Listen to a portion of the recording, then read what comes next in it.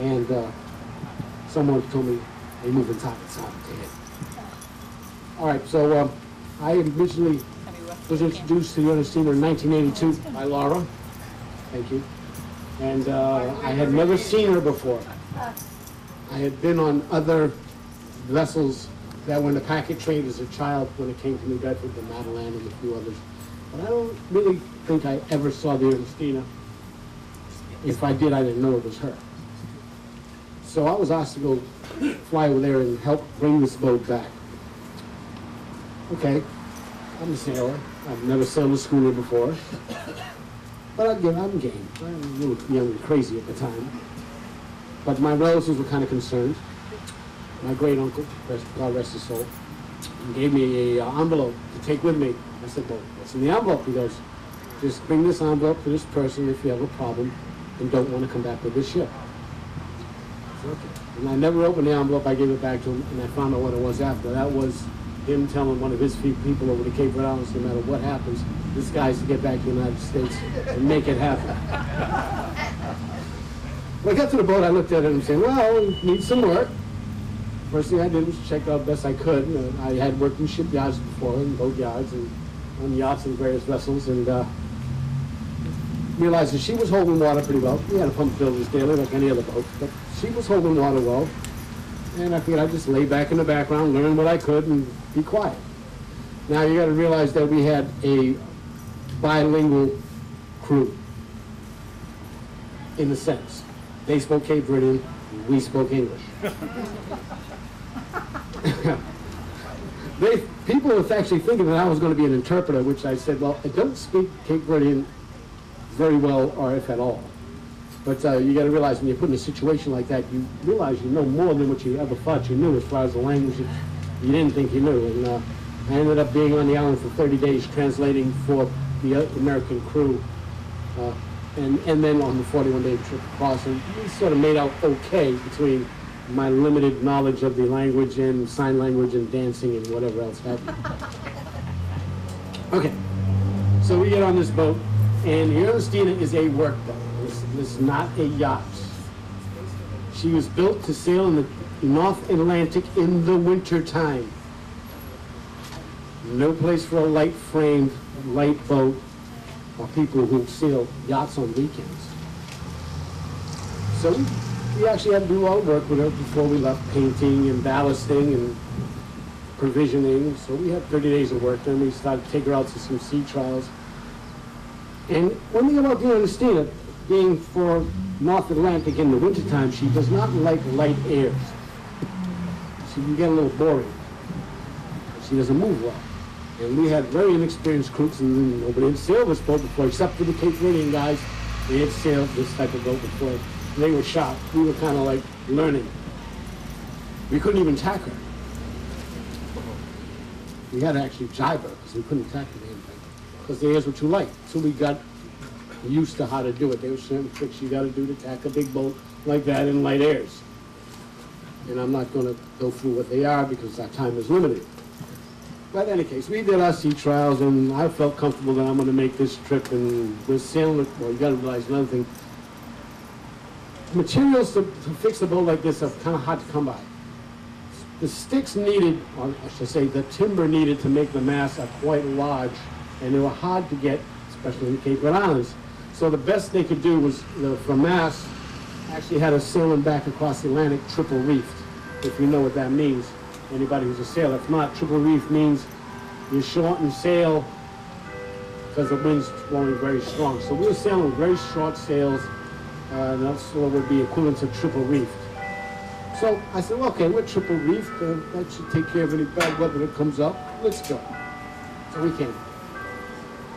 And the first thing I realized is that I'm not going to get much sleep. Because every time something had to happen, you had half the crew on one watch, half the crew on the other watch. We split it up because the Cape Verdeans are not crazy. They don't know us. They know their own people. They know their own people can work. They're not going to turn the boat over to the Americans on the off watch. They don't know us.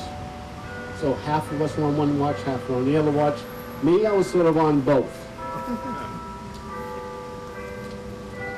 Everybody did their job. Everybody did it well.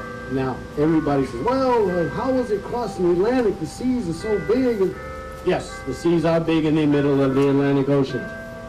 I don't know how tall that building is there, but I'm sure there were seas, the waves that were that size. Not a problem. In the middle of the ocean, the waves can get large, but the thing is, there's a lot of distance between them. So actually, you ride up them like riding up a hill in your car, and you get to the top of the hill, or the top of the wave, and then you ride down the other side.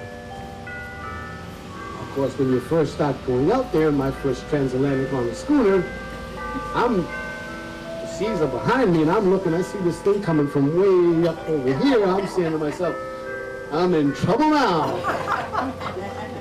But this boat is designed for these things. And as I'm cringing, waiting to get washed over the side or whatever's going to happen, I can figure, the boat just rises up, and I can see the whole world. I'm on top of a mountain, saying, wow, look at the view. And then next thing you know, you're down the bottom of another between the two waves, and you're saying, I'm in trouble again. So, you know, it was a very interesting trip, but it wasn't, we didn't run into any bad weather. We would be calm. And people ask me, well, don't you get a little crazy being out to sea that long, a long trip like that? No, not at all. You get crazy, you always find when you're making forward progress. When you go crazy is when you don't make forward progress. I sat there on the rail of that boat reading a book, no one at the wheel, no wind, bobbing around, going nowhere. And I decided, well, let's see how we're doing here. I tore a corner of that page that I was reading off, dropped it in the water next to me. Read several more chapters, looked over the side, and it was still right there. That makes you a little goofy. You find trying to do things like measure the boat. You're measuring the boat.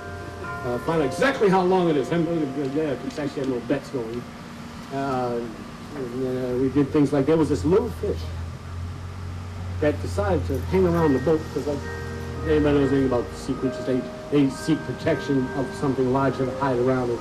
This little fish got caught out around with us, and it was sailing around, hanging around with us the whole time we'd be calm, and we tried to catch this thing. Plus, its mouth was only about that big, and the whole fish could not have even made a sandwich, but we tried to catch this fish, but never could.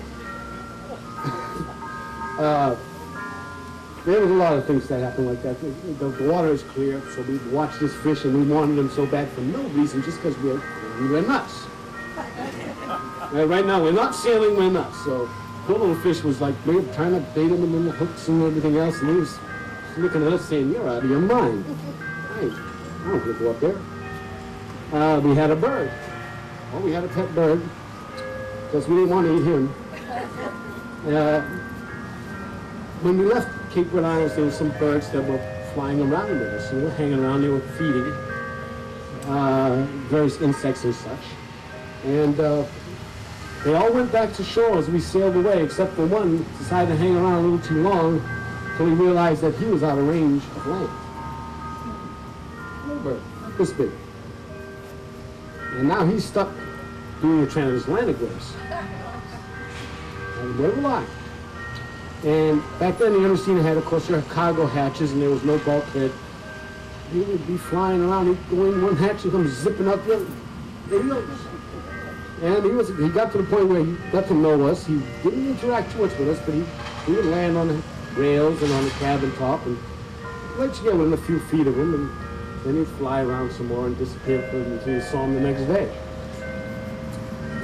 Got to the point where he, after about 3/4 away here, he was getting real familiar with the point where when he got tired, you could actually pick him up in your hand.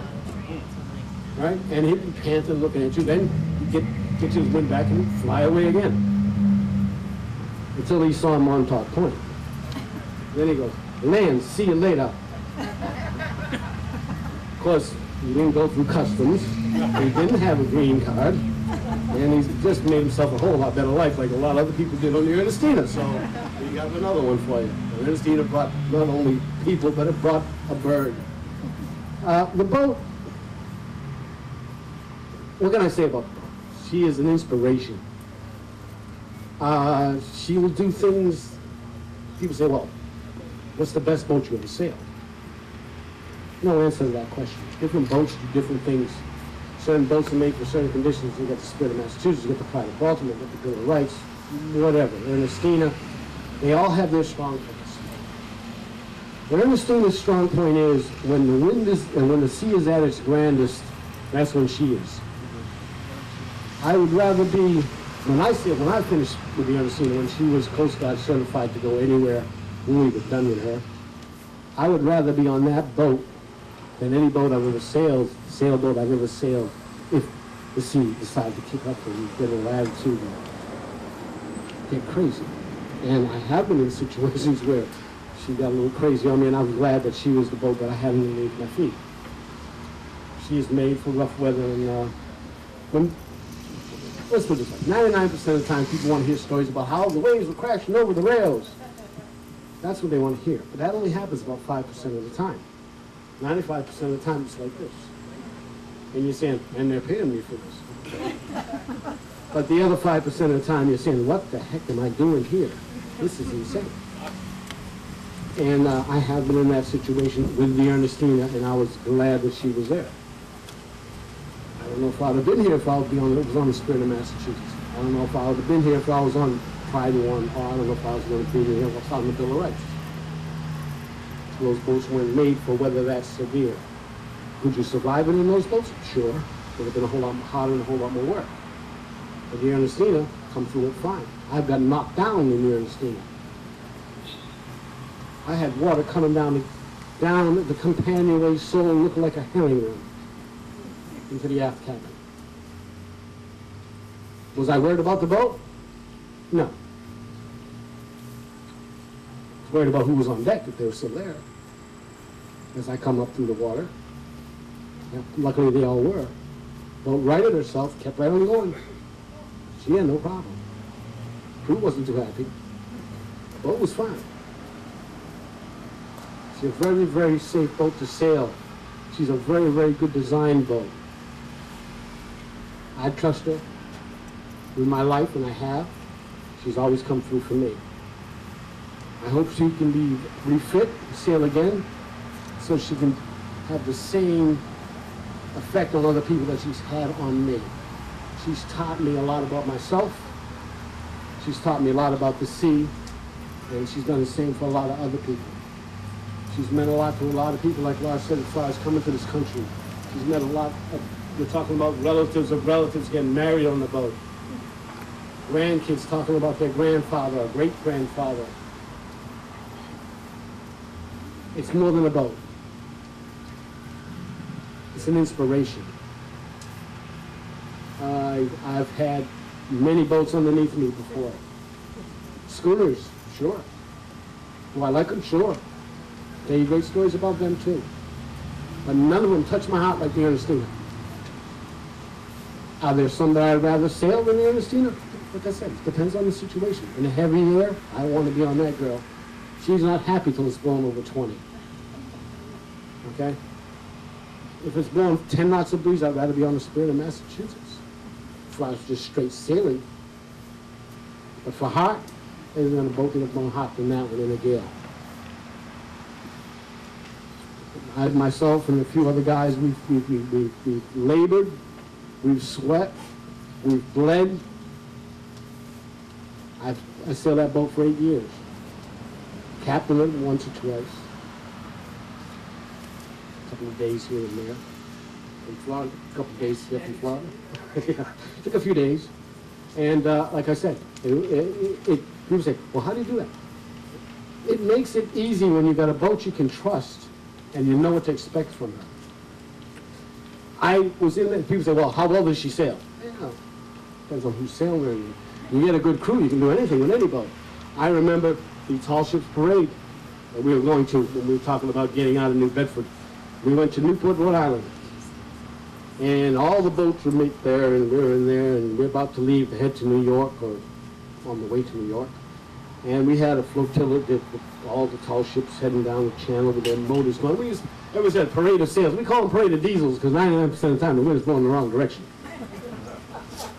So, sure enough, we come out around Fort Adams, heading south out of Newport Channel, and the wind's blowing right up on your nose.